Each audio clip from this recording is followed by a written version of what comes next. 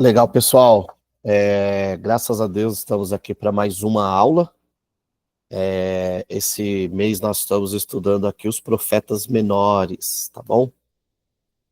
E na aula passada nós estudamos e falamos sobre o profeta Amós, o profeta Obadias e o profeta Jonas. E hoje nós estudaremos o profeta Miqueias, profeta Naum, Abacuque e Sofonias. E aí, na próxima segunda, estudaremos o profetas Ageu, Zacarias e Malaquias. Por que eu vou deixar Ageu para a próxima terça-feira, para a próxima semana? Porque Ageu, ele faz parte daqueles profetas pós-exílio. Então é importante estudá-lo dentro do contexto dele, que é junto com Zacarias e com Malaquias. Tudo bem? Então vamos lá. Aquelas perguntinhas básicas que eu sempre ensino para vocês, que quando alguém vai estudar um livro, precisa fazer, né? E aqui, no nosso gráfico de profetas menores, está os profetas que estudaremos hoje: Miqueias, Naum, Abacuque e Sofonias, tá? E para cada um deles, nós faremos as seguintes perguntas: o que, quem, quando, por quê, a quem e onde. Essas perguntas, elas nortearão o nosso, como eu posso dizer, nortearão a nossa discussão nessa aula, tá bom? Vocês podem perguntar sempre que necessário, sempre que surgir alguma dúvida ou algum pensamento que esteja relacionado à aula, fique à vontade para perguntar, tá bom? Nós estamos aqui em uma sala de aula, apesar de ser à distância, ser EAD, como nós estamos aqui vendo, mas ela é uma sala de aula, tranquilo? Então vamos lá, vamos para nossa nosso primeiro livro aqui, que é o livro de Miqueias. Só uma pergunta, manda um joinha aí, quem que leu já o livro de Miqueias?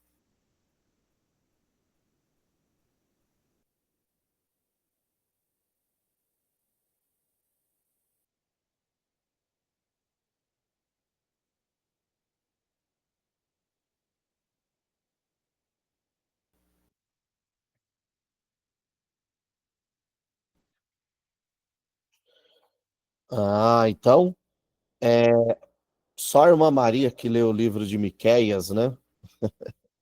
Tá certo. Pessoal, vamos lá então, lição 7 e lição 8, né? Que é a nossa aula hoje sobre o livro de Miqueias. Liçãozinha de casa, tá? Para a próxima semana. Leiam o livro de Miqueias. É um livro pequeno, um livro que contém é, poucos, 7 capítulos, 105 versículos.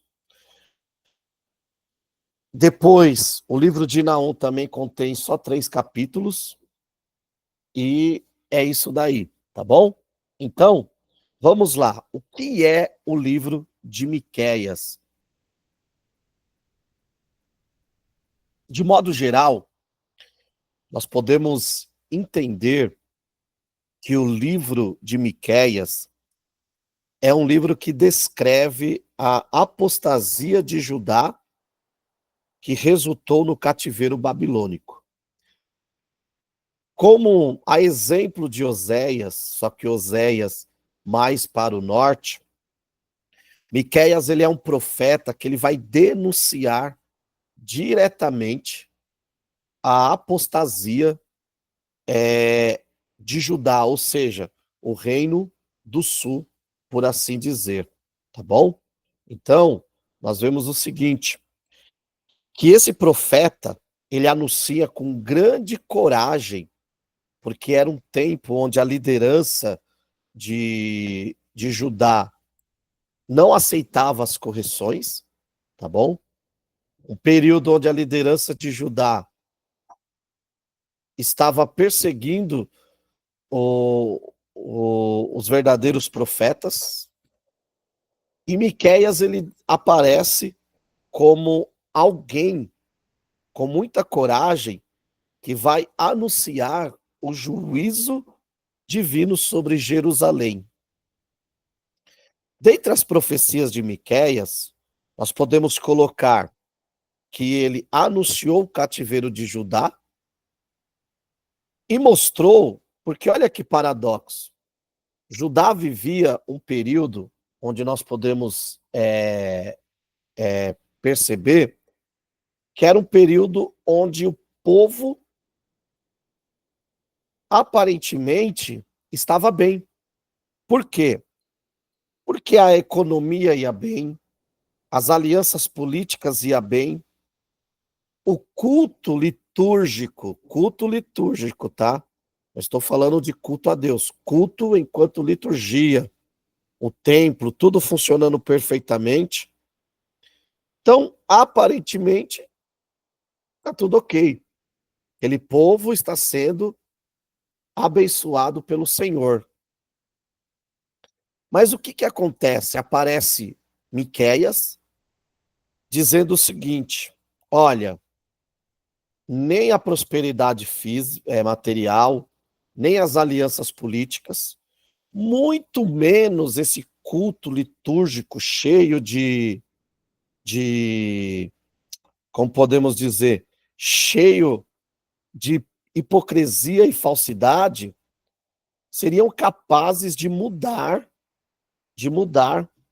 a situação que vocês, que está para vir, o juízo de Deus que está para vir. E aqui nós temos uma primeira lição, né, irmãos? Muitas das vezes, nós julgamos a nossa vida com Deus pelas questões visíveis. Se vai tudo bem no emprego, Deus está comigo. Se vai tudo bem com a saúde, Deus está comigo. Se vai tudo bem economicamente falando, Deus está comigo. Claro, o desejo de Deus é me abençoar. E nós cremos que o Senhor abençoa. Mas nós não podemos colocar 100% a nossa vida com Deus dentro de um parâmetro material econômico. Foi o que aconteceu com Judá. Judá olhava e falava, tá tudo bem.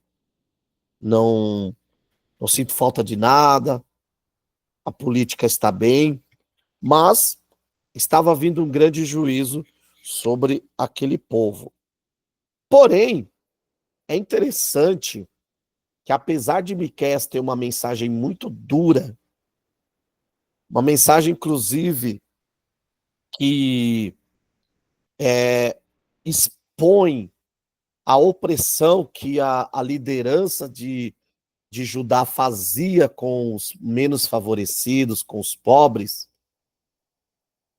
o Senhor prometeu um grande juízo, mas o Senhor prometeu também uma grande misericórdia para aquele povo.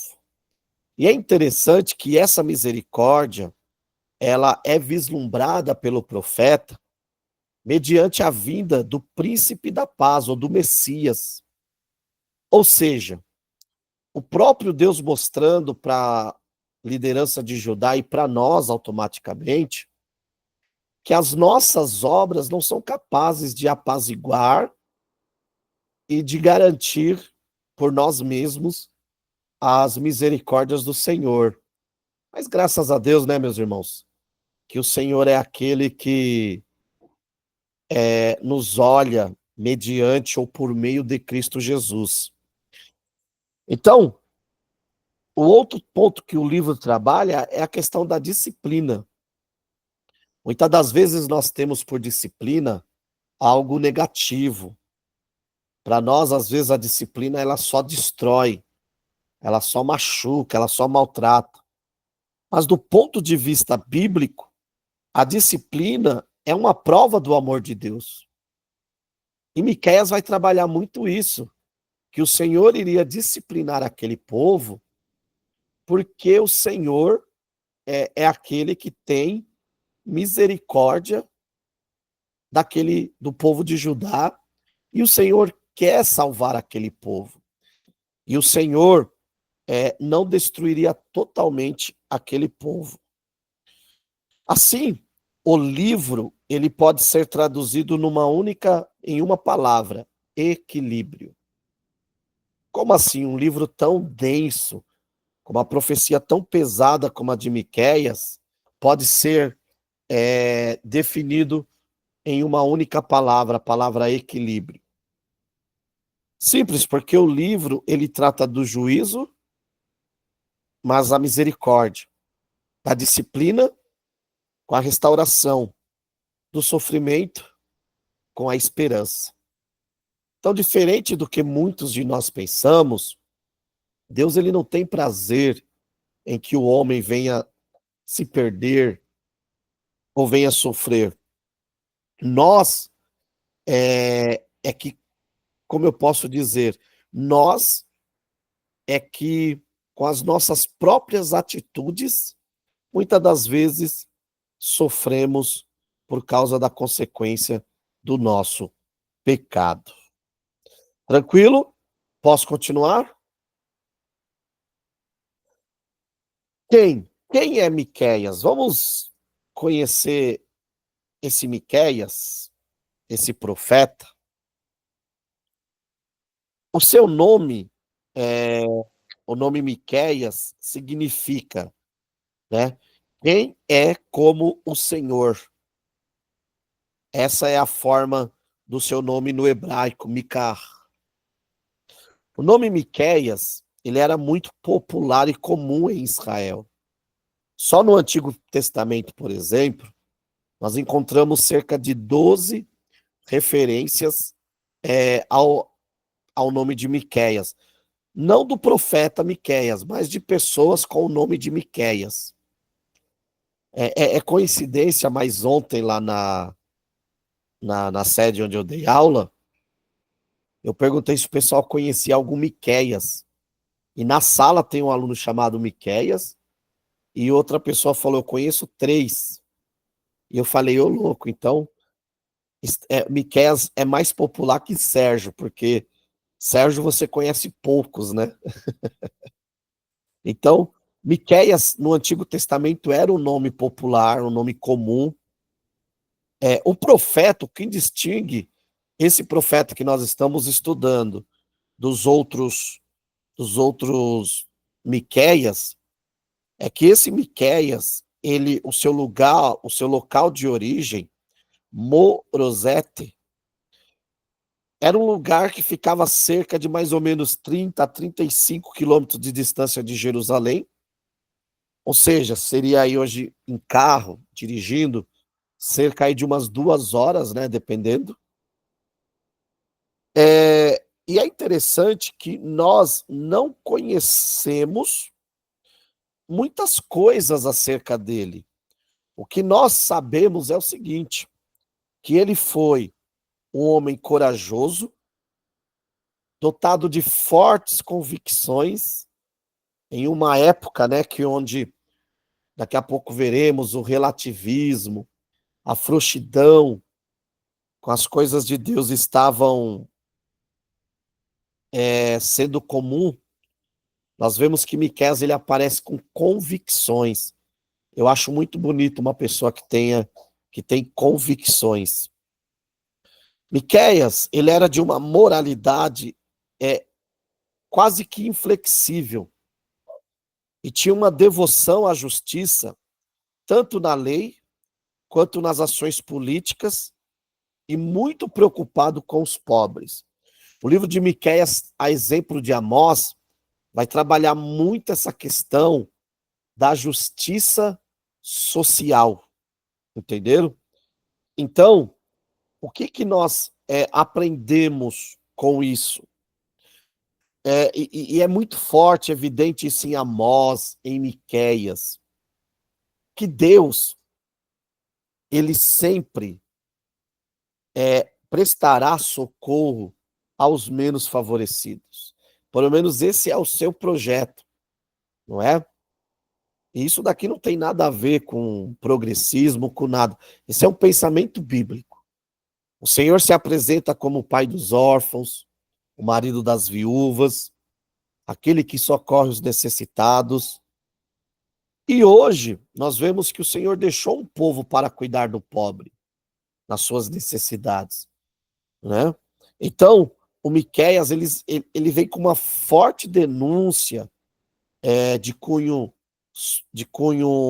de justiça social, bíblica, uma justiça que aponta não para o pobre, para o necessitado como fim em si, mas para o Senhor, no sentido de que, se aquele necessitado clamar ao Senhor, Deus o ouvirá muito forte. Quando é que o livro foi escrito?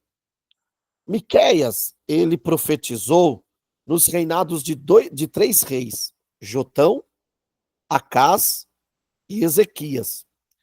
Então, Jotão, ele profetiza, ele reina de 742 a 735.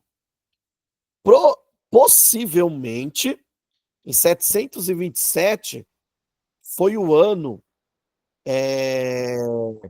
que o profeta Miqueias, ele iniciou o seu ministério, ok? Então, ele inicia o seu ministério ali no primeiro rei Jotão, já quase no final do reino de Jotão. Ele pega todo o reino de Acás, não precisa nem falar quem foi Acás, né? E ele vai finalizar o seu ministério já no reinado de Ezequias, mais ou menos em 710 antes de Cristo. Então nós estamos falando aí de um período grande de ministério, ok? Então ele teve um período muito grande de ministério. É interessante que o próprio profeta Jeremias, mais de um século depois, fará menção às profecias de Miqueias devido à sua importância. Se você ler lá em Jeremias 26:18, vai dizer: Miqueias, o morastita, profetizou nos dias de Ezequias, rei de Judá, e falou a todo o povo de Judá. Nós vemos o peso que foi o ministério de Miqueias, por quê? Ele foi citado nada mais, nada menos por Jeremias. Então, o ministério de Miqueias, ele tem uma relevância muito grande, tá bom? Existe aí uma divisão quanto ao ministério do Miqueias, do livro de Miqueias, que é o seguinte: nós vemos que ele vai profetizar no mesmo tempo em que Isaías profetiza no Reino do Sul e Oséias no Reino do Norte. Então, o que nós temos?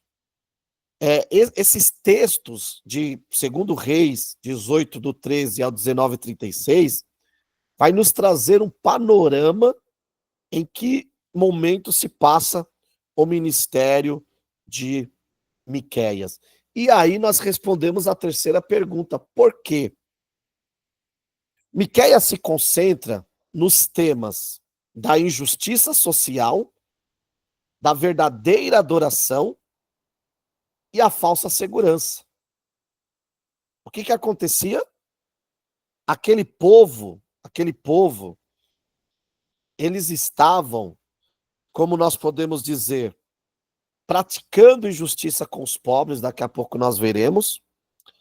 Eles estavam prestando um culto simplesmente litúrgico, e eles tinham uma falsa segurança, por quê?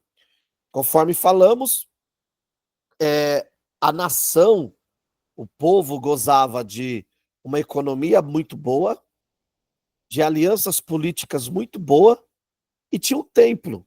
Então eles tinham tudo dentro da mentalidade deles. Mas Deus olhava para tudo aquilo e via o seguinte, e via uma Judá deplorável, com líderes que oprimiam o povo, especialmente os mais pobres, juízes, sacerdotes e profetas só queriam dinheiro. Então, havia idolatria, fraude, opressão, injustiça, abundante derramamento de sangue. Miqueias viu tudo isso, todos esses erros, e começa a denunciar por meio da sua profecia. O livro de Miqueias consiste em 3 discursos, cada um começa ou inicia-se pela palavra ouvir. Miqueias 1:2, Miqueias 3:1 e Miqueias 6:1, esses versículos começam com essa expressão, ouvir. O que isso nos chama, meus irmãos? Atenção. Nos mostra que o profeta levantou a sua voz, anunciando o julgamento eminente por causa da violência e da injustiça social e de uma religiosidade fingida, só que o povo não estava disposto, ok? Então, Miqueias, ele mostra que o pecado atrai o juízo de Deus e os pecadores, não importa qual a classe social, não importa a posição que ocupe, não ficarão impunes. Só que a mensagem do profeta Miqueias, tal como de todos os profetas, não é uma mensagem só de apontar o dedo. É uma mensagem que denuncia, mas com o propósito de chamar as pessoas, a nação, ao arrependimento. Ao arrependimento. Então, feito isso, nós temos que compreender o seguinte, que o livro de Miqueias, por mais pesada que seja a sua mensagem, ele é um livro que constantemente, o Senhor está chamando o seu povo para o arrependimento. A quem foi escrito? Esse livro e a sua mensagem foi destinadas aos habitantes de Jerusalém, sendo que no capítulo 1, nós temos ali uma mensagem de juízo também a Samaria. Então veja que ele profetiza a priori aos habitantes de Jerusalém, mas ele também vai denunciar e profetizar a situação de Samaria, ou seja, do Reino do Norte. Isso daqui é interessante porque há décadas, né? Décadas, tanto a religião como a questão litúrgica envolvia o abandono da ética e da moralidade social. Isso daqui nos traz um grande alerta, irmão. Às vezes nós cultuamos e achamos que o nosso culto é unicamente para Deus. O nosso culto é para Deus, mas as nossas relações no culto, elas são entre irmãos. Então, no meu culto, eu preciso levar em consideração a, a ética, os sentimentos do meu irmão, a situação do meu irmão. Eu preciso lembrar que o meu culto não é individual, como o pessoal fala. Por quê? Individualmente eu sou um membro. No coletivo eu sou a Igreja de Cristo. E o culto é a reunião do corpo de Cristo, onde Paulo vai dizer que um tem salmos, outro tem profecias, outro tem cânticos, mas tudo isso visando o quê? A edificação dos irmãos. E Miqueias vai denunciar o quê? Que o culto se tornou uma verdadeira tirania coletiva. Os sacerdotes, os profetas subornavam os mais pobres, os reis e juízes oprimiam os mais fracos, e aquele culto, irmãos, por mais litúrgico que ele fosse, era um culto que não agradava mais o Senhor. Então, nós precisamos ter essa percepção e sempre perguntar. Paulo vai nos alertar, né? Examine, pois, o homem a si mesmo. O nosso culto, de fato, tem agradado ao Senhor? Ou o nosso culto é um verdadeiro hedonismo, egocentrismo?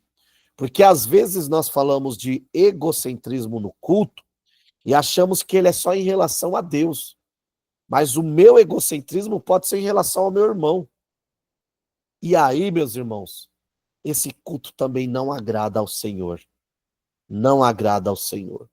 O dia que a dificuldade do meu irmão não me atingir, o dia que eu não for, eu não preciso nem falar para ele, mas o dia que eu não sentir a dor do meu irmão, alguma coisa está errado. E nós vivemos cultos assim, cultos onde o egocentrismo não é só em relação a Deus, mas em relação às próprias pessoas. Então vamos lá. A Bíblia não é um espelho que reflete, ou deveria refletir, a minha imagem, mostrando quem eu sou, a minha realidade. Mas olha que interessante. Essa realidade, ela só reflete a mim mesmo quando é necessário, quando é conveniente a mim. Mas quando não é conveniente, por exemplo, não, essa mensagem não é para mim, é para o irmão. Essa mensagem é muito dura, não é para mim, é para a Lígia, para o irmão Edson, para o irmão Marcelo. Essa mensagem não é para mim, porque ela é muito pesada. E está errado isso. Está errado, porque é um levando a carga do outro. Ou deveria ser assim. Tranquilo? Então vamos lá. Onde se passa a profecia, onde foi escrito o livro?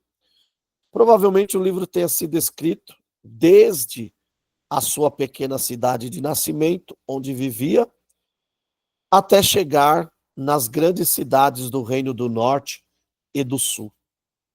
Agora, feito essa introdução ao livro de Miqueias, vamos trabalhar algumas questões aqui interessantes dentro desse livro.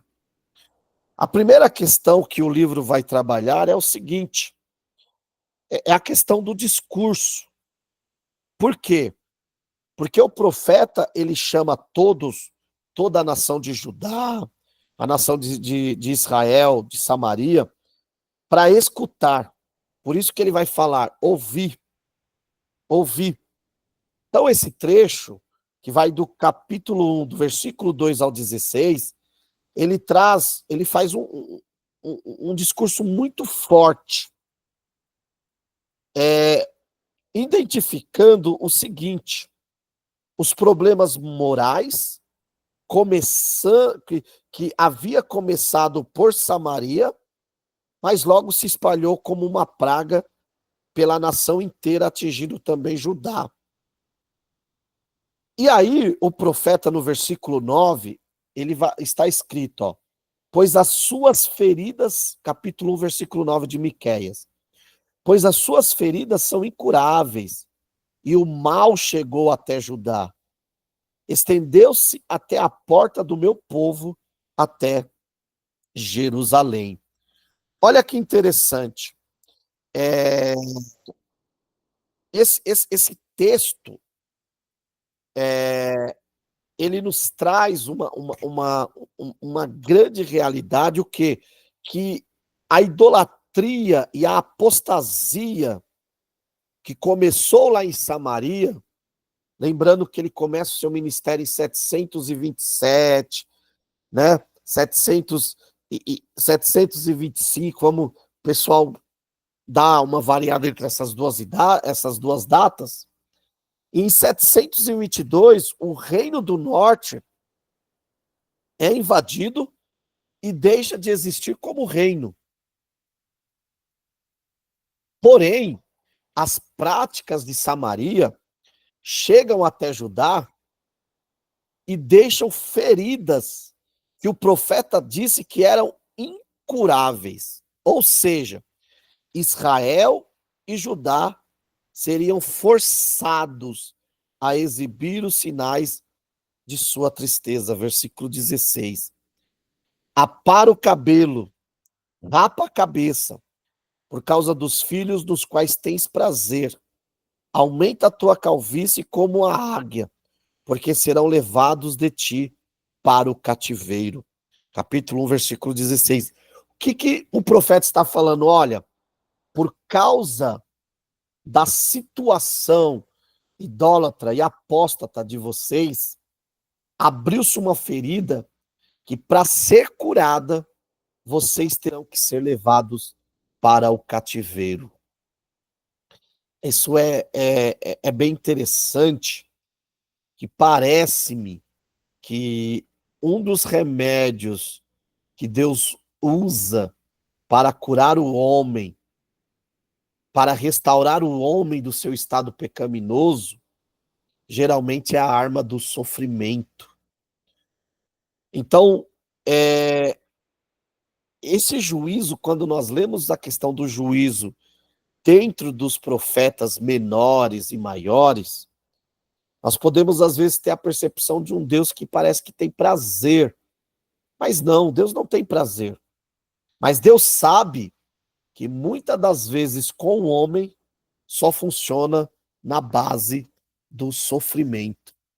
É como aquela criança que o pai fala 1, 2, 3 vezes e o povo não dá ouvidos. Então, olha que interessante. Essa mensagem se cumpre um pouco tempo depois no Reino do Norte, quando a Síria invade o Reino do Norte e a destrói. E depois, em 586, Jerusalém também é levada em cativeiro para a Babilônia. E aí lá em Miqueias 4:10 está escrito: sofre dores e trabalhos, ó filha de Sião, como aqui está de parto, porque agora sairás da cidade e morarás no campo, e virás até Babilônia. Ali, porém, serás livrada. Ali te remirá o Senhor da mão de teus inimigos. A remissão, às vezes, ela passa pela porta, do sofrimento. O capítulo 2, nós vemos aqui, e esse capítulo 2 ele é pesadíssimo, gente. Por isso que eu falei para vocês lerem. Porque agora o profeta, ele vai denunciar os pecados. Quais os pecados que aquela nação praticou? Porque é mais ou menos assim, né? Tá bom, nós pecamos, mas descreve qual é o nosso pecado. Aí o profeta agora vai começar, a partir do capítulo 2. Primeiro, ele vai falar de uma situação de calamidade social, moral e espiritual. Capítulo 2, versículos 1 e 10. Ai daqueles que maquinam maldade e planejam o mal deitados na cama. Quando raia o dia e executam, pois têm poder para isso. Eles cobiçam campos e tomam posse deles, cobiçam casas e as tomam. Assim fazem violência ao homem e à sua casa, a uma pessoa e à sua herança. Miqueias descreve aqui, pessoal, a injustiça praticada pelos ricos e poderosos, que aproveitavam a noite para pensar o que iam praticar de maldade no dia seguinte. Então, Deus condena veementemente os que oprimem os fracos. Pessoal, isso é qualquer um de nós aqui nessa sala, tá bom? Você que assiste essa videoaula também. A partir do momento que eu uso da minha posição para oprimir ou tomar vantagem dos mais fracos, isso é condenável aos olhos de Deus. Quando a riqueza e o poder se concentram nas mãos de poucos, Deus toma a iniciativa de trazer julgamento. Ainda hoje, muitos vivem deliberadamente no pecado, como se não tivessem de enfrentar o justo e reto juízo divino. Em nosso país, por exemplo, uma nação com a pior distribuição de renda em todo o mundo, e onde os problemas sociais são inumeráveis, e isso chega para nossas igrejas, a mensagem de Miqueias é absolutamente necessária e atual. Houve um tempo, pessoal, que, por exemplo,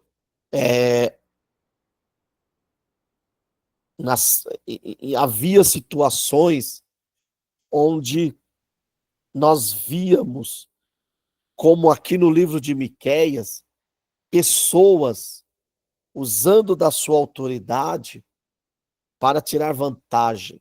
E hoje ainda acontece isso, né? Acontece isso. Por quê? Porque nós não podemos aceitar em hipótese alguma. E é isso que Miqueias está denunciando, tá? Então eu não estou falando aqui nada de mim mesmo, eu estou só falando do texto. Em hipótese alguma, uma liderança que ganhe ali valores absurdos de salário, enquanto os membros estão passando fome. Não podemos aceitar uma tirania de lideranças que usam dos seus cargos para vingar-se daqueles que não têm tanto poder, não têm tanta oportunidade. Isso não é o evangelho de Cristo. Isso não é a palavra de Deus e não é a vontade de Deus. Miqueias é denso, né, irmãos? Quem concorda aí, dá um joinha.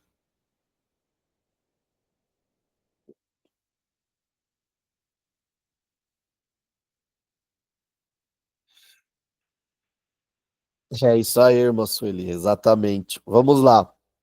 Miqueias vai denunciar também a insegurança. A insegurança. Pode falar, irmão Marcelo.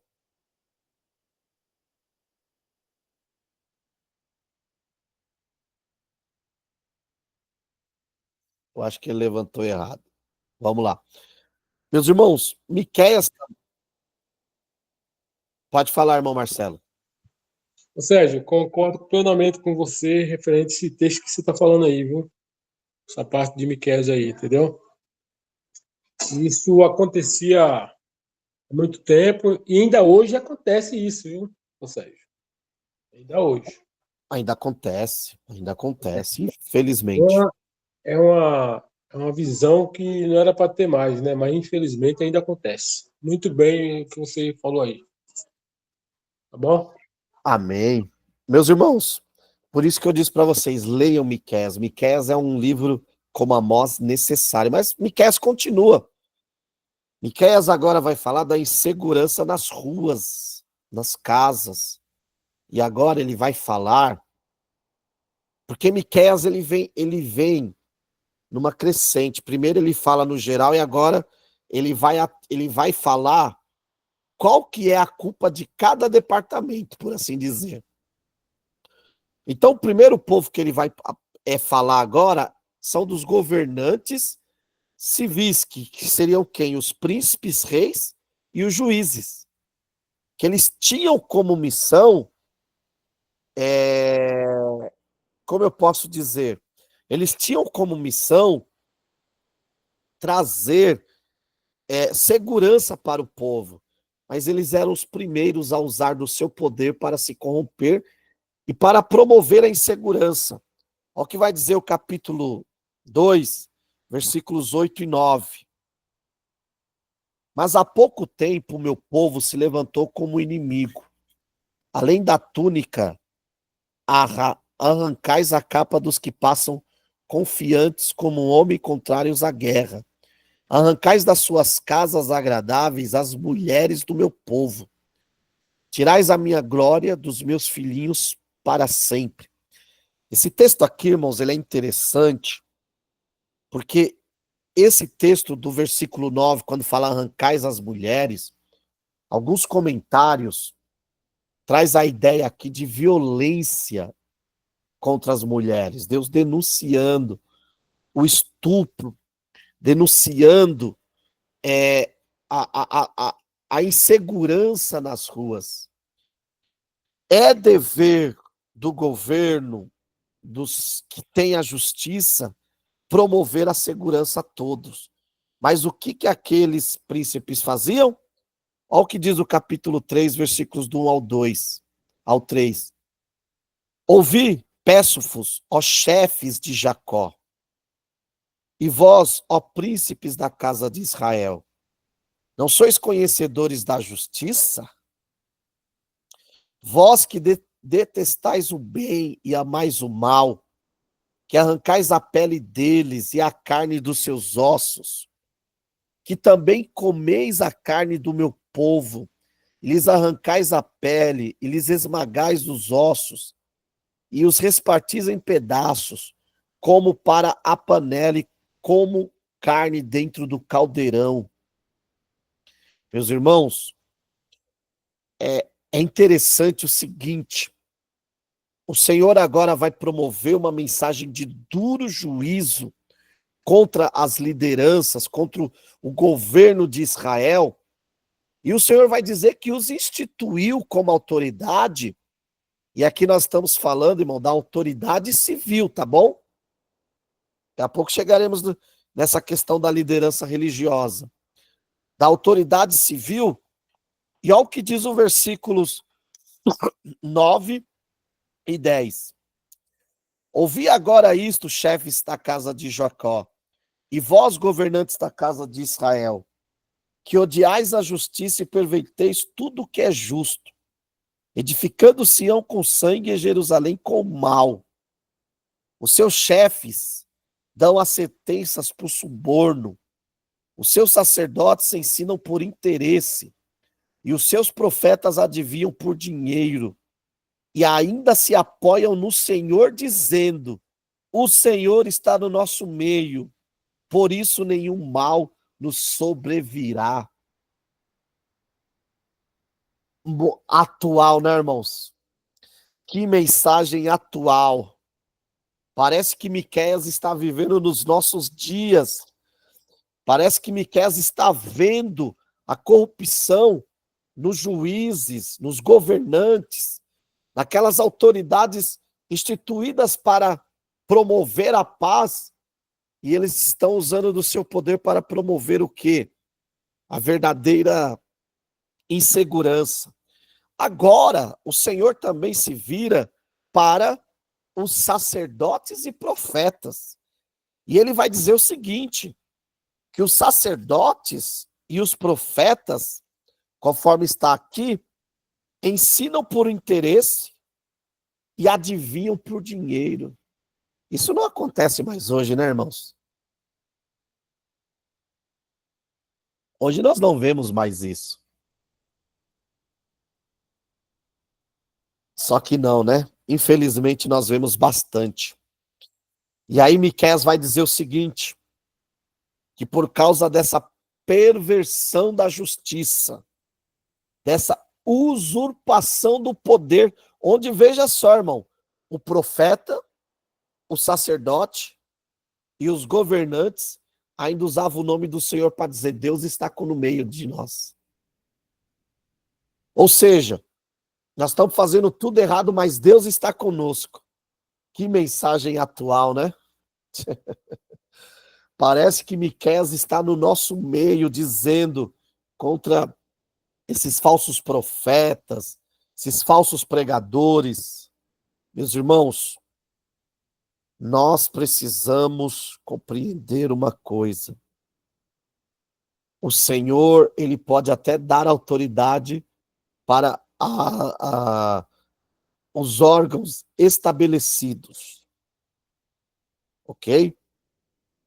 Mas toda autoridade tem um limite. E qual é o limite da autoridade? Deus. Deus é o limite de toda a autoridade. Quando você passa disso, meus irmãos, as consequências são sérias, são seríssimas. E quem é que sofre com isso? O povo. Pode falar, irmã Sueli. Então, sobre isso que você está falando de Miqueias, que nós estamos vivendo no tempo de Miqueias, né? Porque isso se faz tão lícito hoje em dia, está tão costumeiro nas igrejas, que às vezes nós, assim como servo de Deus, que realmente leva um pouco mais a sério as coisas do Senhor, acaba até ficando um pouco meio assim, né? Em dúvida, mas eu vejo muita coisa errada. E Miqueias me trouxe várias lembranças aí que realmente esse livro eu não posso perder nenhum capítulo. É isso, Sérgio. Leia, Miqueias. Gente, eu estava hoje lendo aqui um pouco e é impossível não chorar. Miqueias, ele é atualíssimo. Por isso que eu falo que eu sou um apaixonado pelos profetas menores. E nós vemos tão pouca pregação sobre eles, né? Sobre Oséias, sobre Miqueias, mas sabe por quê? Porque eles pegam muito pesado conosco, com quem prega, com quem ensina, com quem está à frente. Porque às vezes nós achamos que os nossos poderes são ilimitados. E não é, gente. E quem é que sofre? É o povo. O povo sofre.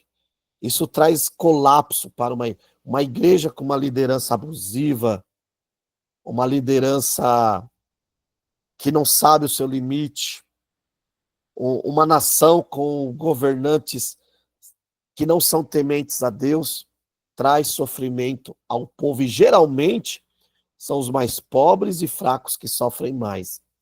Mas entenda, meus irmãos, conforme eu já falei aqui, no momento que eu e você ferimos, passamos essa linha que Deus colocou no nosso nível de, né, para nós, o próprio Deus, ele toma as dores dos mais fracos e necessitados. Tranquilo, meus irmãos? Pode falar, irmão Marcelo. Irmão Sérgio, sabe que eu vejo que as autoridades, ela não olha lá a Colossenses 4, onde fala: vossos senhores, fazei de tudo com justiça e inquiedade aos vossos servos, sabendo que também tem um Senhor nos céus, né? Eles não olham para esse capítulo, que eles têm que fazer a parte deles, eles não cumprem a parte deles, entendeu? Tá? E se eu olhasse pelo esse capítulo aqui de Colossenses 4, eles tinham que ser bem diferentes, que tem um Deus acima deles. E muitas das vezes eles esquecem disso, né, Sérgio? Infelizmente, infelizmente, Infelizmente. Entendeu? Infelizmente, infelizmente, irmão Marcelo. Isso é geral, né? Não deveria ser, mas é na igreja, é no governo.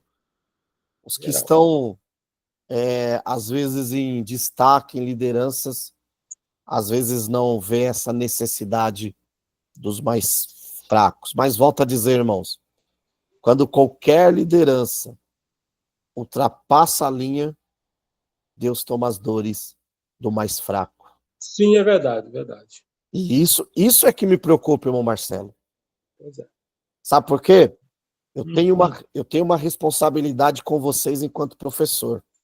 Não autoridade, viu, irmãos? Porque não existe esse lance de autoridade espiritual que está debaixo da minha autoridade. Deus, a Bíblia diz no Novo Testamento que Deus deu pastores, evangelistas, apóstolos, profetas e mestres para a igreja, né? Deus não dá a igreja para o mestre, para o evangelista, para o pastor, para o apóstolo, Deus nos dá como homens dons para servir a igreja. E servir, irmão, eu não vejo autoridade nenhuma em servir. Pelo contrário, eu vejo uma condição onde eu tenho que colocar, como diz, a minha barbinha debaixo de molho e entender o chamado que o Senhor me deu. Então, esse lance de autoridade espiritual, isso eu não vejo na Bíblia. Se alguém me convencer, ok, mas até hoje nunca fui convencido. O que eu vejo é, cada um de nós temos responsabilidades maiores ou menores dentro da obra do Senhor. E de acordo com nossas responsabilidades, seremos cobrados. Então, eu tenho uma responsabilidade com vocês. Só que o dia que eu ultrapassar a linha, eu começar a usar da minha responsabilidade como professor para menosprezar, para humilhar, para... Enfim, meus irmãos, pode ter certeza que o Senhor tomará dores de vocês. Miqueias está ensinando isso, eu só estou aqui no texto. É o que Miqueias está ensinando. Amém? Podemos avançar? Amém, Sérgio. Amém. Aí, diante desse cenário, fica para nós uma mensagem. E aí? Quem será capaz de salvar ou remir esse povo? E agora, Miqueias, capítulo 4 e 5, ele nos traz uma mensagem futurística, messiânica. E isso nos traz um grande insight. Qual que é o insight? Eu e você não somos capazes de cumprir o que está aqui. E para isso o Senhor enviou um representante, a saber, Jesus Cristo. Só que tem uma outra mensagem em Miqueias. Diferente do que os príncipes, os sacerdotes e os falsos profetas de Judá pensavam que o Messias viria do meio deles, aqui capítulo 5, versículo 2, nos mostra que o Messias viria do meio do povo que era oprimido por eles. Irmãos, infelizmente essa mensagem às vezes, principalmente as alas mais progressistas, se utilizou de um discurso que é bíblico e colocou de forma até antibíblica dentro da igreja, cheio de marxismo, e às vezes isso não é explorado. Meus irmãos, Jesus, em Miqueias, ele é apresentado como aquele que vem do meio do povo que estava sendo oprimido. Olha o que vai dizer, capítulo 5, versículo 2. Mas tu, Belém Efrata, embora sejas pequena entre milhares de Judá, sairá de ti para mim aquele que reinará sobre Israel, cujas origens são desde os tempos antigos, desde os dias da eternidade. Ok? Então, olha que interessante, meus irmãos. 700 anos antes da chegada de Cristo ao mundo, Miqueias vê com clareza os detalhes de sua vinda. Isaías e Miqueias apresentam as duas profecias mais claras acerca da encarnação do Messias. Isaías prediz lá em Isaías 7,14 o seu nascimento e Miqueias anuncia o lugar do seu nascimento. E é interessante que ele será chamado de a nossa paz. Ele é a nossa paz. Entendeu? O profeta passa da figura de um rei para a imagem de um pastor, indicando o quê? Que Jesus, eu quero me atentar aqui ao que diz. O capítulo 5, versículo 2, a parte B, vai dizer o seguinte, que Cristo viria e reinaria sobre Israel, não é? Ó, sairá de ti aquele que reinará. Mas no versículo 5, versículo 4, olha o que diz. Ele permanecerá e cuidará do povo na força do Senhor. Versículo 5, a parte A. Ele será a nossa paz. Meus irmãos, o profeta ele passa da figura de um rei para a imagem de um pastor, indicando o quê? Que Jesus não era apenas aquele que estaria centrado no trono, mas ele também é aquele que estaria com o povo. Irmãos, essa mensagem de Miqueias, ela eu peço até desculpa, mas ela me toca demais. O Senhor não é aquele só que está no trono. O Senhor é aquele que está com o povo. Então o Senhor, ele é capaz de estar comigo e com você no nosso momento mais triste e no nosso momento de maior aflição. O Senhor está cuidando de nós, não como um rei, mas como um pastor. Essa mensagem de Miqueias me toca demais, irmãos. É o que eu falei para vocês, é impossível ler esse livro, irmã Sueli, e não chorar, porque diante de um mundo com tantas injustiças, nós podemos ter a certeza que temos um rei que assumiu a posição de pastor, de servo, para estar com os mais fracos e necessitados. O Senhor está conosco, meus irmãos. Essa é a mensagem que Miqueias vem nos trazer, né? Partindo aqui para o final do livro de Miqueias, no capítulo 6 e capítulo 7, o profeta ele retoma aquela mensagem de juízo, mas ele finaliza a sua mensagem dizendo, eu quero ler para vocês. Capítulo 7, versículo 7. Eu, porém, confiarei no Senhor. Esperarei no Deus da minha salvação.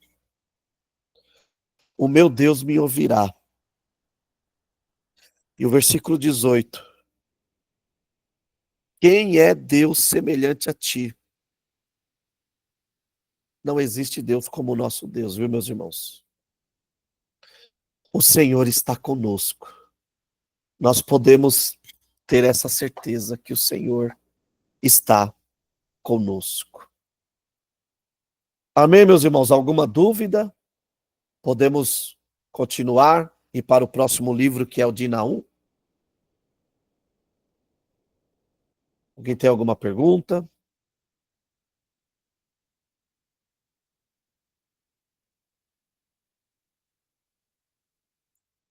Nenhuma pergunta? Nenhum comentário? Amém. Leiam o livro de Miqueias, meus irmãos. Agora, vamos para o próximo livro. É o livro de Naum. Naum, ele é o irmão gêmeos. Eu não sei se é possível, tá, irmãos? Não é possível, né, biologicamente, mas eu quero usar uma linguagem que Naum, ele é o irmão que nasce 100 anos depois. Ele é o irmão gêmeos de Jonas. Um completa o outro, tá bom? Como assim, Sérgio? Que loucura é essa? Que Naum completa Jonas. Vocês verão. Então vamos responder as 6 perguntas, né? O que é esse livro de Naum? É um livro com 3 capítulos, tá bom? É um livro pequeno também, porém com conteúdo riquíssimo. E coloca aí como lição de casa, ler o livro de Naum, tá bom? Ler o livro de Naum. Quem aqui já leu o livro de Naum, dá um joinha.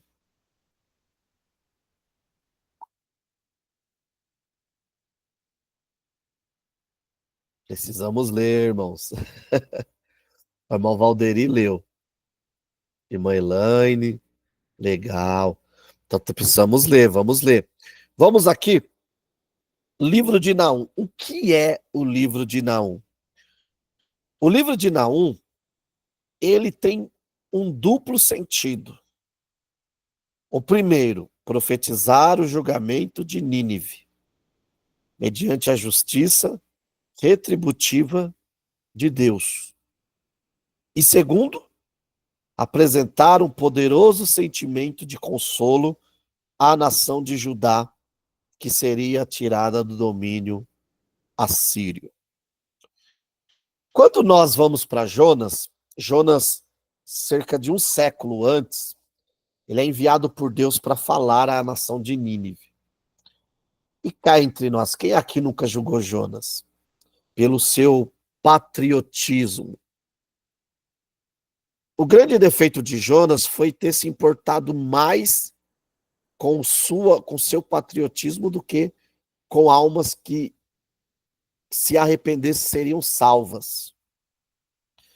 Porém, nós podemos também tirar algo de positivo do patriotismo de Jonas. E o próprio Deus vai mostrar aqui que a nação de Judá seria consolada, porque ela era uma nação que constantemente sofria com a nação da Assíria.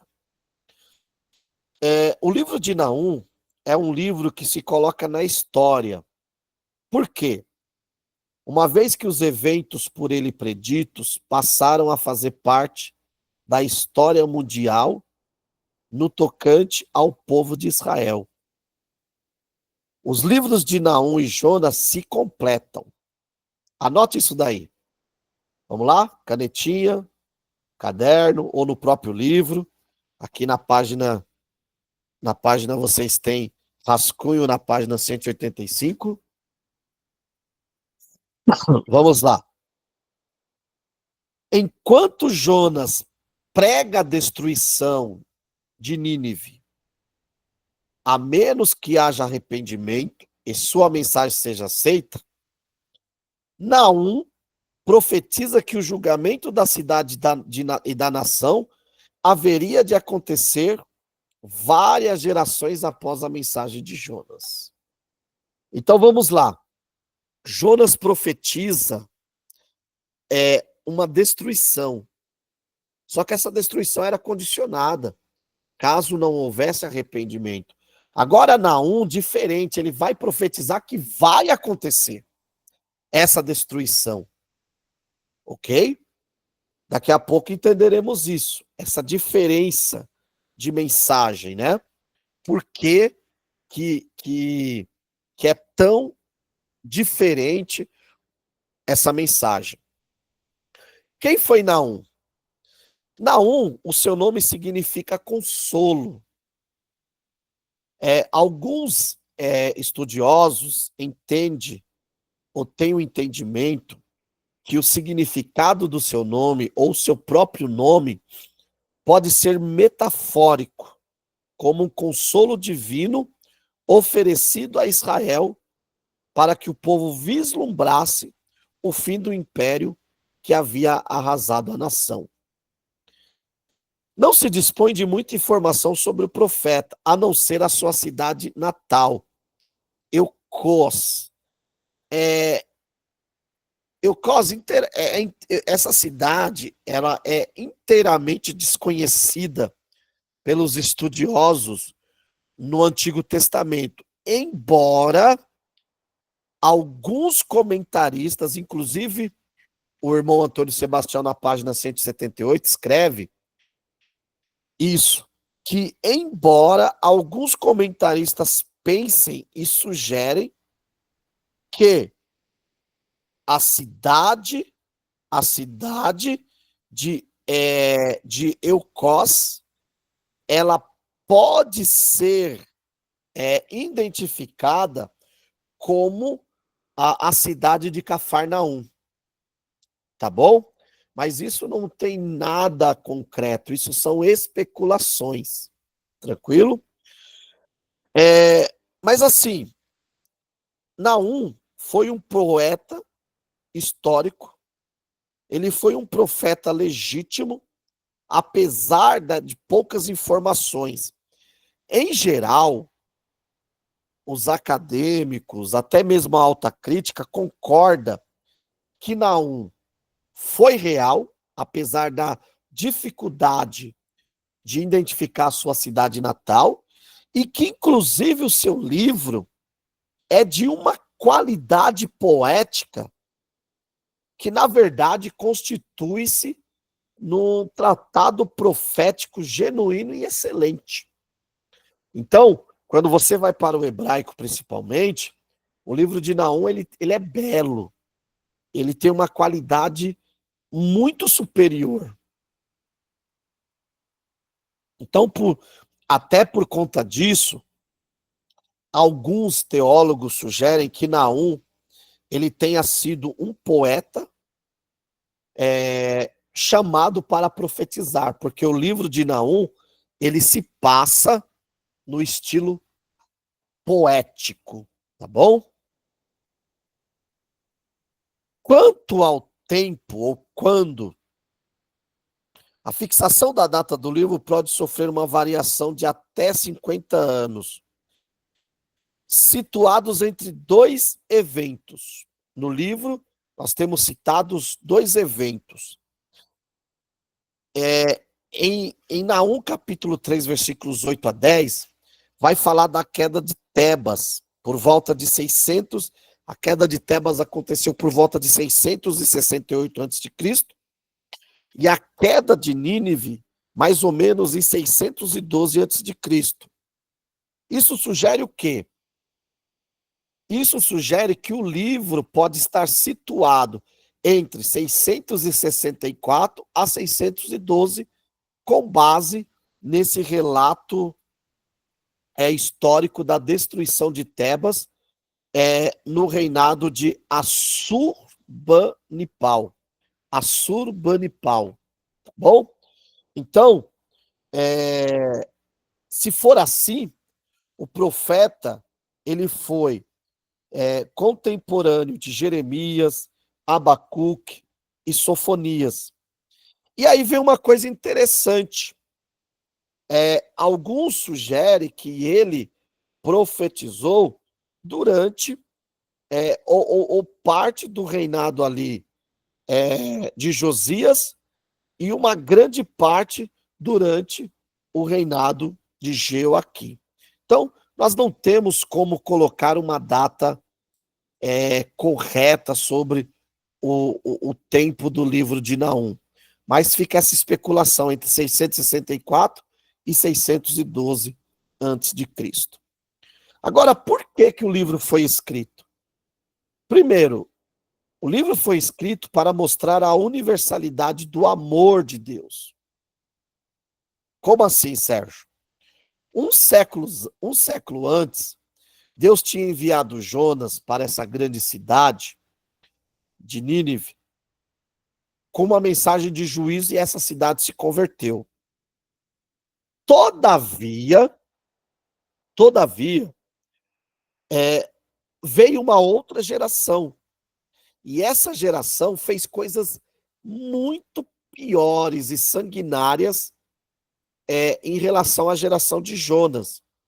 E foi em decorrência dessa desenfreada e arrogante febre de conquistar e oprimir que vem a mensagem de Naum profetizando a destruição da cidade. Ou seja, a Síria atuou como terrível algoz, tanto de Israel quanto de Judá. E por isso, inclusive fazendo a nação, enquanto nação, o Reino do Norte desaparecer. Então, por isso que a Assíria não podia escapar das consequências da sua crueldade e degradação. Isso nos ensina uma coisa, irmãos. Muitas das vezes nós temos o hábito de achar que o pecado que desagrada a Deus é o pecado quantitativo. Mas não, irmãos. O pecado que desagrada a Deus, que desagrada a Deus, é todo o pecado qualitativo. Como assim, Sérgio? Às vezes nós achamos que o meu pecado é menor ou ele é maior, é isso que vai determinar ferir ou não a santidade de Deus. Mas quando nós temos uma visão do pecado como algo qualitativo, o que nós percebemos, meus irmãos? Percebemos que seja uma mentirinha até, sei lá, matar alguém, roubar. Para Deus é a mesma coisa, é pecado. Porque o que desagrada a Deus é o pecado enquanto a sua qualidade. O Agostinho vai trabalhar muito isso, né? Quando ele vai trabalhar a questão do que intitulo de Anatomia do Pecado. O que desagrada a Deus não é a quantidade, mas é a qualidade. Ou seja, por ser qualidade de mal, já é pecado que desagrada ao Senhor, né? Então, é isso. A quem foi escrito? As profecias de Naum, elas são dirigidas ao Império Assírio, especialmente à capital Nínive. Deus se dirige aos assírios por meio do profeta e promete que, com certeza, seu povo Israel será vingado. Por ser santo, o Senhor Deus julga o pecado. O tema se reveste ainda de maior solenidade quando se considera que Nínive vivera um período de arrependimento poucas gerações antes. Então, olha que interessante. Se lembra no livro de Miqueias, qual é o limite de toda autoridade? Deus. Deus entregou o reino do norte nas mãos da Assíria. Mas a Assíria tinha um limite. O problema é que a Assíria passou no seu limite. Isso nos traz uma grande mensagem, irmãos. Nós temos um limite e precisamos compreender. Onde? Como a localidade de Eucós, onde Naum viveu, é desconhecida ou incerta, é difícil determinar com precisão o lugar onde o livro foi escrito, ou em que lugar o profeta apresentou suas mensagens. Por exemplo, Jerônimo vê a possibilidade de o local ser Eucese, uma cidadezinha que já se encontrava em ruínas na Galiléia de seus dias. Há também os que afirmam que pode ser em Cafarnaum, uma vez que Eucós equivale a Cafarnaum no Novo Testamento.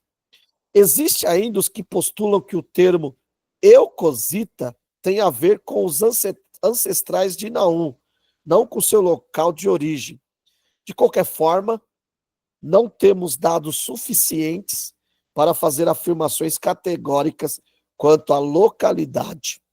O que podemos inferir é que sua profecia foi dirigida especialmente a Nínive e, por certo, cumpriu o seu propósito. Tranquilo? Feito isso, vamos para algumas considerações de Nínive, de Naum. O livro destaca 3 verdades. Primeiro, Deus é um Deus zeloso que requer a aplicação da justiça. Já trabalhamos isso em Miqueias. Deus é um Deus tardio em irar-se, mas ira-se. E a terceira mensagem, o culpado não tem por inocente. Deus não tem o culpado por inocente. Então, basicamente, o capítulo 1 de Miqueias destaca a justiça e a misericórdia de Deus. Deus terá misericórdia do seu povo, que sofreu na mão da Assíria por muito tempo. Capítulo 2 descreve o cerco e tomada de Nínive. E o capítulo 3 descreve os delitos de Nínive e sua ruína inevitável. Inevitável. Mas o que é Nínive? Eu quero finalizar aqui sobre Naum, onde o profeta ele dá uma descrição do que é Nínive. No capítulo 3, versículo 1, a parte A. Mas o capítulo 3 ele traz uma descrição do que é Nínive. Nós vamos falar algumas. Ai da cidade de sangue. Ela está toda cheia de mentiras e de roubo, e não solta a sua presa. Nós vemos o seguinte, nós podemos definir em 3 poemas. Então vamos lá. No primeiro poema, o texto de Nínive, ele apresenta um Deus que vai ter misericórdia de Judá. No poema 2, vai dizer, o profeta vai fazer uma descrição da invasão de Nínive, né? Naum descreve a violência, a selvageria dos assírios, mas dessas vezes, em vez de serem os caçadores, os ninivitas seriam as presas, né? As presas. No capítulo 3, que é o versículo que lemos, que é o terceiro poema de Naum, ele descreve as maldades de Nínive e a sua ruína completa. No mundo antigo, a capital da Síria era considerada uma cidade sanguinária. A sua grandeza era atribuída às matanças e ao sangue praticado contra os povos conquistados. Eles não tinham prazer só em conquistar, eles eram cruéis com os povos, né? E isso atraiu para aquela nação o seu fim, o seu fim. Os ninivitas estavam embriagados durante os ataques, e os crônicas da Babilônia relatam como foi fácil tomar a cidade. É bem interessante que Deus ele falou que os ninivitas seriam tomados de surpresa, e isso é relatado nas crônicas babilônicas. Ou seja, embora muitas cidades da região tenham sido reconstruídas, Nínive jamais se reergueu, a ponto de sua existência ter sido questionada por muito tempo. A profecia de Deus, por meio de Naum, se cumpriu de forma perfeita. Por quê? Para finalizar aqui a nossa passagem por Naum, para nós avançarmos, capítulo 3, versículo 19. Não há cura para a tua ferida, tua chaga é grave. Todos os que ouvirem a tua fama baterão palmas por ti, pois quem não tem sofrido por causa da tua maldade? Livraço também, né, meus irmãos? Alguma pergunta sobre Naum? Podemos avançar?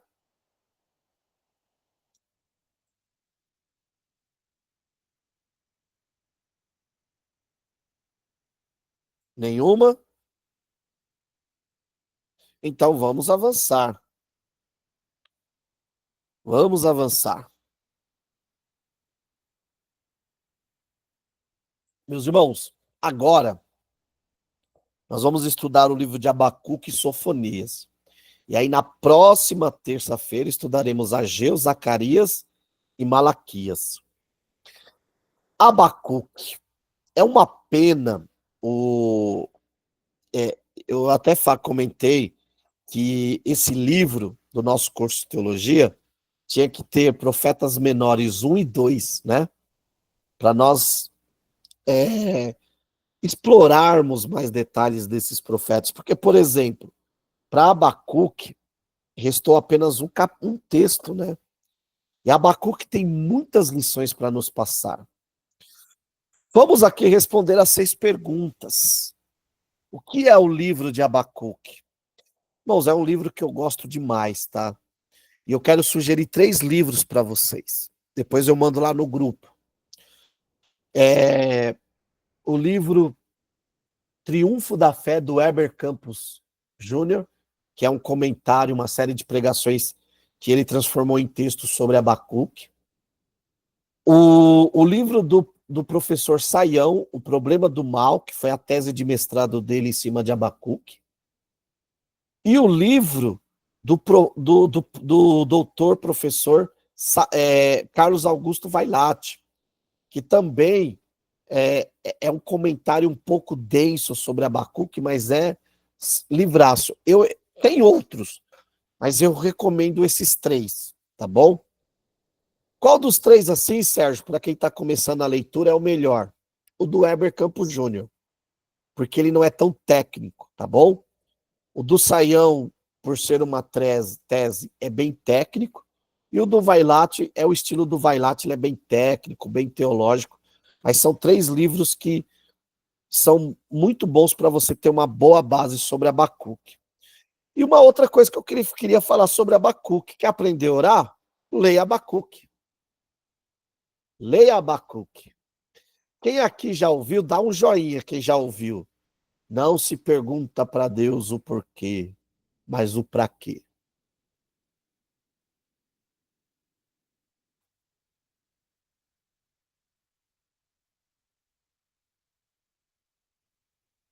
Quase todo mundo, né?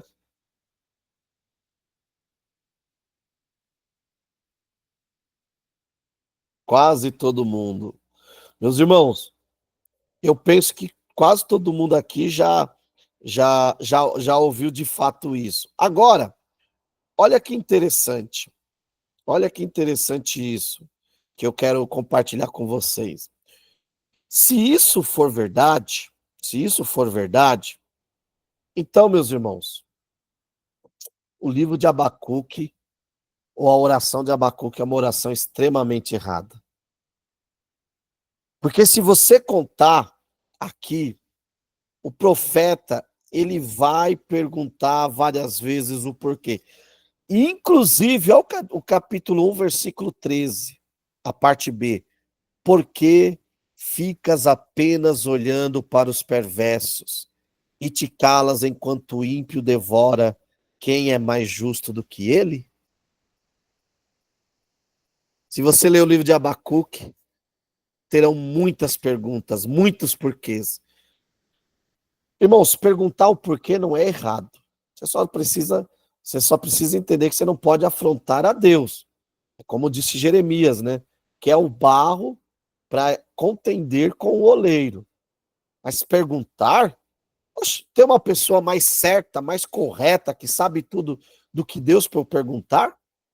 O que eu preciso estar preparado é para a resposta que Deus vai dar, irmão. Porque às vezes Deus pode simplesmente responder como respondeu para Abacuque. Abacuque perguntou por que os caldeus, por que os juízes são maus, por que tudo é mal, por que o Senhor fica calado?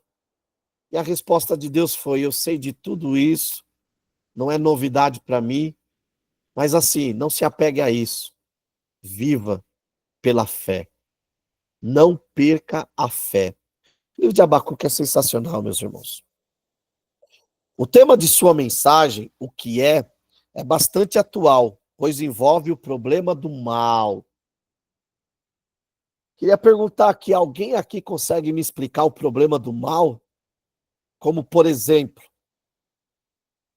quantas mulheres não desejam ser mãe e não pode? E outras que pode, assim, a rodo, tem coragem de pegar os seus filhos recém-nascidos e jogar em lixo, ou até abortar. Dá para entender essas coisas, meus irmãos?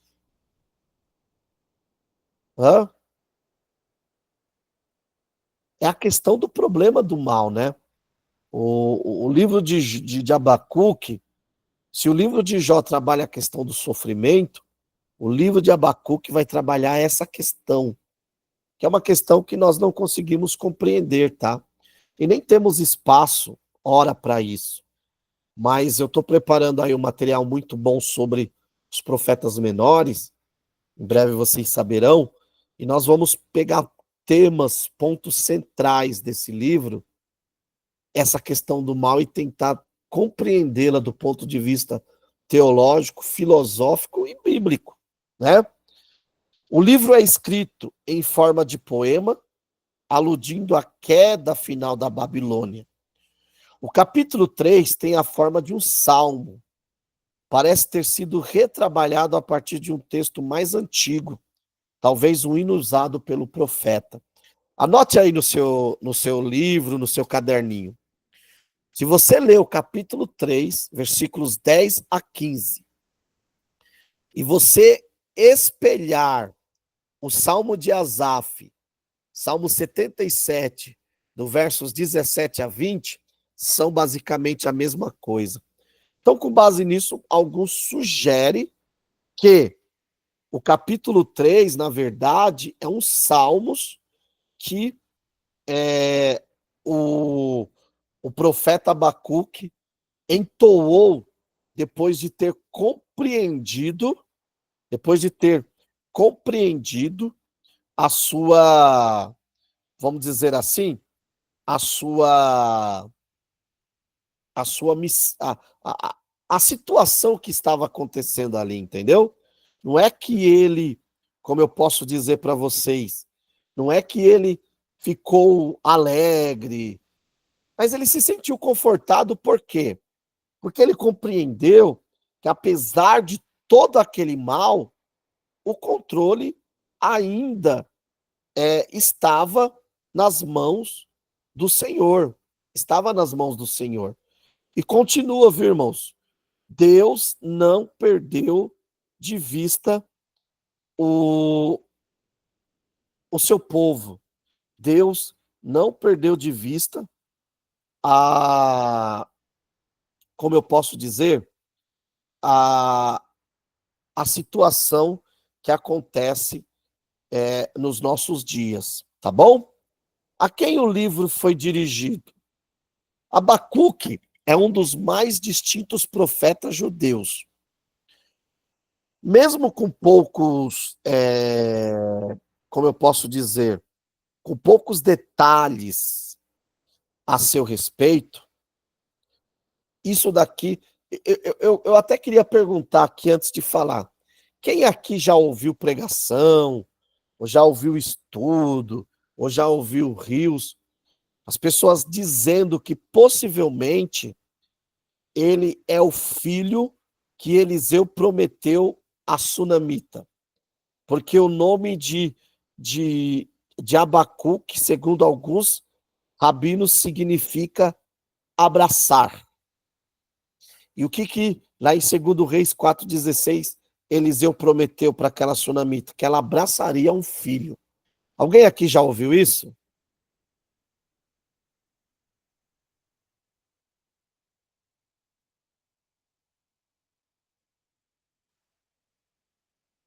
Ninguém? Eu não. É, que bom. O que acontece, pessoal? Tem vídeos na internet, e volto a dizer aqui, eu não estou aqui como o dono da verdade, tá? Mas eu sempre sigo aquela escola de pensamento do Vailate, do Saião, que é o seguinte: quando não há muito fundamento seguro, você pode até apresentar a ideia, mas sempre como uma ideia no sentido do quê? No sentido de mostrar, olha, tem uma suposição, tem um pensamento antigo, não como uma verdade absoluta, tá? E eu já ouvi uma pregação, uma única vez, o pregador colocou como se fosse. E não, irmãos. Então, há esse pensamento antigo e alguns rabinos que identificam, porém, nós não temos nenhuma base segura para essa teoria. Então, não sabemos a sua origem, por assim dizer, tá bom? Não sabemos muitas informações sobre ele, mas fato é, o Abacuque, ele foi uma pessoa real e ele tem uma mensagem que para nós é extremamente relevante. Quando a data do livro, por mais que não seja um consenso entre os eruditos, tá? A única referência histórica mais específica é quanto aos caldeus. Por essa razão, a profecia de Abacuque, ela é situada no final do 7º século, ou seja, entre os anos 605 a 597 antes de Cristo. Por quê?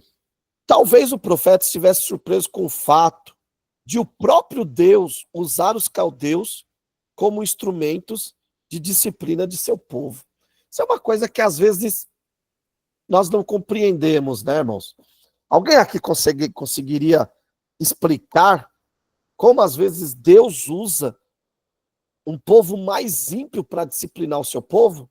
Ou para fazer com que o seu povo entre nos trilhos? É difícil.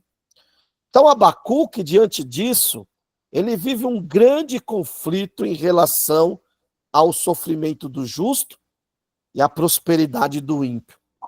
Tem pessoas que dizem, não, irmão, crente não questiona, crente tem até um hino, questiona ou adora. E aí nos coloca como que todo tempo nós temos que adorar. Mas até no nosso questionamento nós podemos adorar. Entendeu? Até no nosso questionamento nós podemos orar, podemos aprender. Talvez a nossa geração sabe pouco sobre Deus porque questiona muito pouco. E volto a dizer, não é afrontar a Deus, mas é, Senhor, eu estou sofrendo com essa situação. Agora, às vezes, nós temos um discurso do tipo, ah, não, irmãos, isso não está me atingindo, isso não é indiferente para mim. É impossível. Jesus, ele deixou bem claro, no mundo tereis aflições. E diante da aflição nós ficamos com cara de paisagem? Não. As aflições, elas nos trazem conflitos. Só que o que acontece? Pode falar, Lígia. É que muitas vezes as pessoas acham que questionar é desrespeitar. E na verdade não. Você pode falar tudo que você pensa, conversar com Deus sobre aquilo, é igual com o pai. Desde que você não perca a noção do respeito, né? Qual é a sua posição de serva, de filha, e qual é a posição dele. Então eu posso falar algo desde que eu saiba o meu lugar, né? Exatamente. A Lígia usou bem a figura de um pai e um filho. Um pai e um filho pode conversar, pode trocar ideias, mas há um limite, não é? Há um limite. Entenda uma coisa, meus irmãos. O pai, antes de ser amigo do filho, a prerrogativa e a responsabilidade dele é ser pai. Com Deus é a mesma coisa. As pessoas romantizam, sentimentalizam demais a pessoa de Deus. Deus não brinca com os sentimentos das pessoas, irmãos. E Ele quer ter conosco um relacionamento pessoal de Deus. De pai, sim, mas também de Deus, de Senhor. Ok? Mas, finalmente, diante do que Deus lhe responde, o profeta percebe que o ímpio não ficará impune e o justo será recompensado. Então, diante de tudo isso, nós vemos essa mensagem a quem? A mensagem de Abacuque é dirigida ao povo de Judá, mas o profeta também se reporta a Deus, apresentando suas questões existenciais. O livro de Abacuque é interessante, por quê? Porque por mais que seja para o povo, primeiro é para o profeta. Vocês, eu acho que já ouviram aquela coisa, primeiro falou comigo, e é verdade, irmão. Vocês devem ter percebido que eu me emocionei bastante no livro de Miqueias, porque o livro de Miqueias me toca. Tem livros que me tocam demais, principalmente esses livros que têm um cunho muito do cuidado, um cunho filosófico, por assim dizer, sabe? Como eu sou uma pessoa muito dada a pensar, eu gosto demais desses Eclesiastes, sabe? O próprio livro de Jó, o próprio livro de Abacuque. Então, meus irmãos, Deus quer sim ouvir as nossas, que apresentemos a Ele as nossas questões existenciais.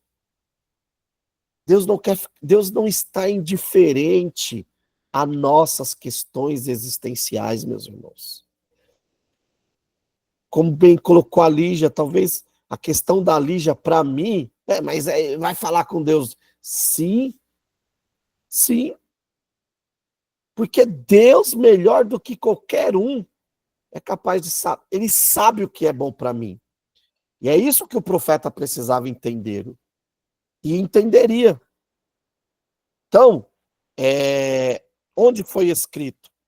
De acordo com os estudiosos, Abacuque viveu em Judá. E esteve cativo na Babilônia, onde escreveu o seu livro. Eu quero destacar aqui 3 coisas em Abacuque. Primeiro, diante daquele cenário turbulento de aflição, Deus responde: o justo viverá pela fé. Capítulo 2, versículo 4. Vede o arrogante, a sua alma não é correta, mas o justo viverá por sua fé.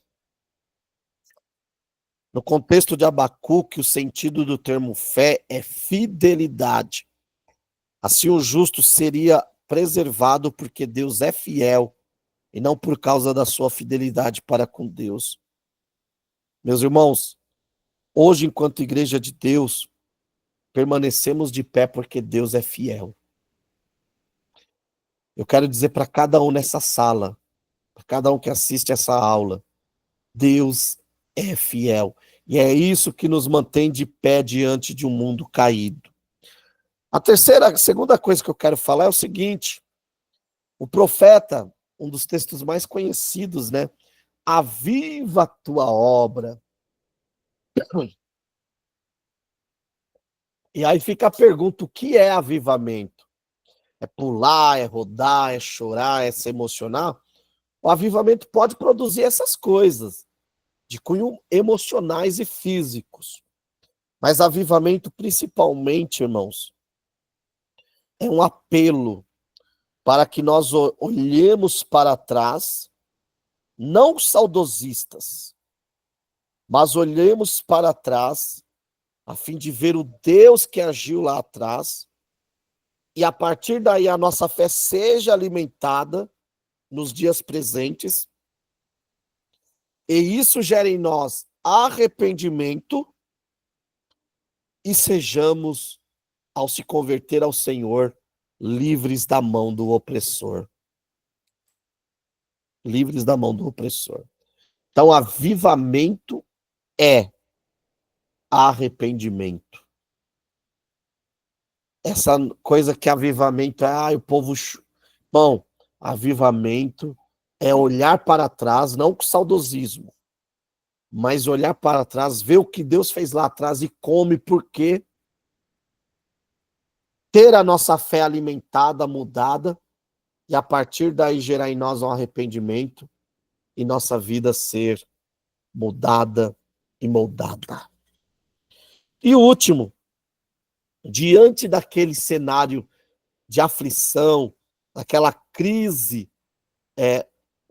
daquelas questões existenciais na verdade, depois que Abacuque compreende que é Deus que iria preservar o povo, Abacuque ele diz assim no versículo 18: mesmo assim, mesmo no cativeiro, mesmo oprimido, mesmo assim, eu me alegrarei no Senhor, exultarei no Deus da minha salvação. O Senhor Deus é a minha força, Ele fará os meus pés como os da corça, e me fará andar sobre os meus lugares altos. Irmãos, agora no final, veja só, Abacuque começa cheia de porquês, compreende o que Deus quer dele, e ele finaliza o seu livro agora cheio de fé, uma vez que ele fixou os olhos não sobre o mal, mas na figura de Deus. Concentre os seus olhos não no mal que cerca esse mundo, mas concentre os seus olhos na figura de Deus, que não dará todas as respostas, ou às vezes nenhuma, mas com certeza dará-nos o sentido de permanecermos fiéis. Qual é o sentido? A nossa eterna cidade. Alguma pergunta sobre Sofonias?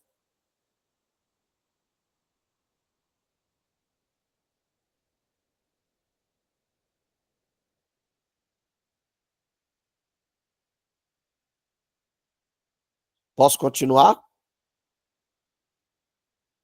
Vamos agora para o livro de Sofonias. E assim finalizaremos a nossa aula de hoje. Quem foi Sofonias? Uma pergunta, alguém aqui já leu o livro de Sofonias?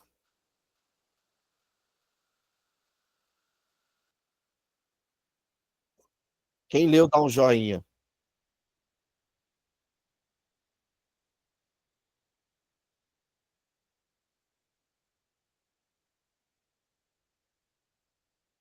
Legal. Pessoal, liçãozinha de casa, tá? Leia o livro de Sofonias. Então, ó, vocês têm como lição de casa ler o livro de Miqueias, o livro de Naum, o livro de Abacuque e o livro de Sofonias. Em uma semaninha dá para ler, viu? São livros pequenos. Bom, o livro de Sofonias mesmo tem só 3 capítulos. É um livro pequeno, mas rico. Vamos lá? Respondendo as nossas perguntinhas, né? Como eu sempre coloco, as nossas perguntas que são regras para entender qualquer livro. Então, o que é o livro de Sofonias? O livro de Sofonias está inserido como o 9º livro na lista dos conhecidos 12 profetas menores. Sofonias desenvolveu seu ministério numa época em que as condições espirituais do reino de Judá estavam deterioradamente e de forma profunda. Isso aconteceu logo após a morte do rei Ezequias. Sofonias, anote isso, por isso que eu deixei Ageu para a próxima aula. Sofonias foi o último mensageiro do Senhor que ministrou ao povo de Israel antes do cativeiro babilônico. Então, antes do cativeiro babilônico, Sofonias foi o último mensageiro do Senhor a profetizar ao povo de Judá. O povo se deixava entusiasmar cada vez mais pelos costumes assírios, cuja influência era exercida de forma marcante sobre a terra de Canaã. Enquanto outros profetas, como Isaías e Jeremias, indicam que os babilônios serão usados como instrumentos de Deus para trazer juízo sobre o seu povo, Sofonias não faz menção alguma dessas advertências.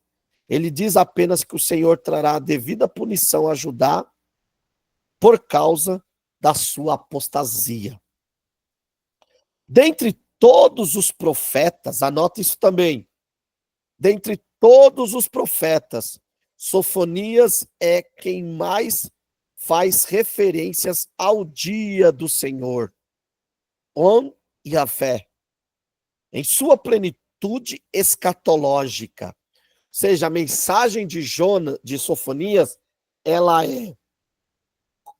é histórica e ela é também continuada. É aquela questão continuidade e descontinuidade. Ela descontinua porque ela cumpre um propósito dentro da história. O dia do Senhor chega para Judá, em partes, quando a Babilônia invade e saqueia tudo. Mas, na continuidade, o dia do Senhor virá sobre todas as nações rebeldes. O julgamento divino, ou o dia do Senhor, também é apresentado por ele, o profeta Sofonias, como uma grande catástrofe universal no fim do tempo, quando o Senhor haverá de julgar toda a humanidade. Por isso que ela continua, entendeu? Então ela cumpre um momento histórico, mas ela continua dentro do cenário profético escatológico. Por isso que o livro de Sofonias pode ser considerado, sim, um livro escatológico. Quem foi Sofonias? O autor do livro tem um nome idêntico a 3 outros personagens mencionados no Antigo Testamento. Sofonias significa o Senhor guarda. Acredita-se que ele tenha sido membro da família real de Judá. Alguns sugerem, conforme a sua genealogia, no primeiro versículo, que diz: palavra do Senhor, que veio a Sofonias, filho de Cush, filho de Gedalias, filho de Amarias, filho de Ezequias, durante o reinado de Josias, filho de Amon, rei de Judá. Eu acho que vocês já viram alguma coisa aí, né? Em contraste com a maioria dos profetas que apenas mencionam seus pais como antecedentes próximos, Sofonias apresenta sua linhagem retrocedendo 4 gerações. Esse detalhe pode ser a chave que nos leva a crer, com a relativa segurança, que o profeta foi descendente do rei Ezequias. Esse parentesco com a família real empresta certo prestígio ao profeta. O que é isso? Acredita-se que ele pertenceu à família de Ezequias, ou seja, prosseguindo nessa linha de raciocínio, Sofonias, ele talvez fosse um primo de Josias. E olha que interessante, irmãos, ele, vamos seguindo esse raciocínio, se ele foi primo do rei Josias e profetiza durante o reinado do rei Josias, eu vejo aqui um genuíno profeta de Deus. Sabe por quê? Não fique em cima do muro, com aquela coisinha de meu amigo, meu parente. Não, a verdade é a verdade. Entendeu? Sofonias não partilha do pecado de omissão, porque quando eu vejo um amigo, um parente errando e não corrijo, eu estou pecando junto com ele, o famoso pecado de omissão. Sofonias não participa disso. Então, partindo da premissa de que esse entendimento é verdadeiro, ele pode ter sido um dos únicos profetas do Antigo Testamento com ligações familiares diretas com a realeza de Judá. Tranquilo? Indo para o finalzinho da nossa aula aqui, vamos responder a pergunta quando. O próprio livro apresenta em sua abertura a época de atuação do profeta, ocorridos durante o reinado de Josias, entre 640 e 609 a.C., tendo por pano de fundo a decadência moral e religiosa do período em que escreveu. É possível concluir que o ministério do profeta deve ter ocorrido antes da grande reforma em 621 a.C., efetuada pelo próprio rei Josias.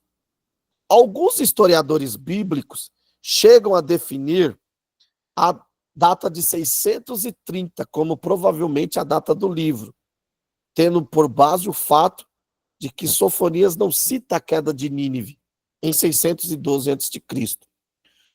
Muitos críticos, porém, posicionam o livro de Sofonias em data posterior, alegando que a crítica aos filhos de Josias, capítulo 1, versículo 8, no dia do sacrifício do Senhor, castigarei os oficiais, os filhos dos reis e todos os que se vestem com os trajes estrangeiros. Não pode ser admitida no tempo em que o rei era jovem demais para ser pai. No entanto, podemos entender essas referências como dirigidas aos seus parentes próximos e não exatamente aos seus próprios filhos. Uma vez que a expressão filho no Antigo Testamento pode ter um sentido mais amplo, abrangendo parentes mais próximos. Então, a data fica mais ou menos entre 640 a 609 a.C. Sendo assim, ele foi contemporâneo do profeta Jeremias e Naum. O livro de Sofonias tem 3 capítulos e 53 versículos. Por que foi escrito?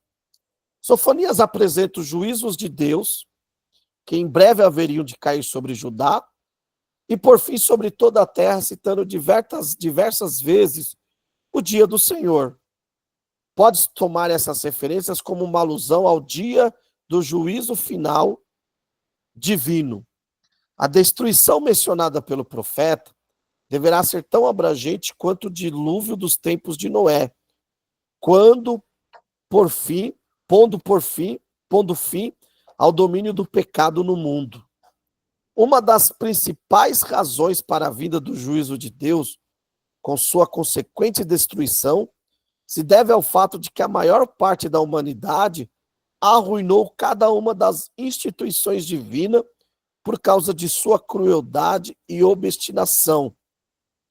Sofonias anuncia a vinda de um rigoroso juízo sobre Judá em breve, por causa do extenso conhecimento de Deus concedido à nação. O cumprimento dessa profecia se deu em 586, com a tomada de Jerusalém por Nabucodonosor e o consequente cativeiro. E eu quero finalizar a aula de hoje dizendo o seguinte, que mesmo que a mensagem seja de juízo, mesmo assim o Senhor promete uma restauração para o seu povo. Certo é, meus irmãos, que o juízo de Deus está por vir sobre essa terra, mas podemos crer e confiar que o Senhor é aquele que cuida de cada um de nós. Amém, meus irmãos? Alguma pergunta? Alguma colocação? Se não tem, eu vou concluir essa aula, vou finalizar essa nossa aula. Que Deus abençoe e até a próxima. E na terça-feira que vem, Ageu, Zacarias e Sofonias, e finalizamos essa série de profetas menores. Que Deus abençoe cada um de vocês, tá bom? Só antes de finalizar, de vocês saírem,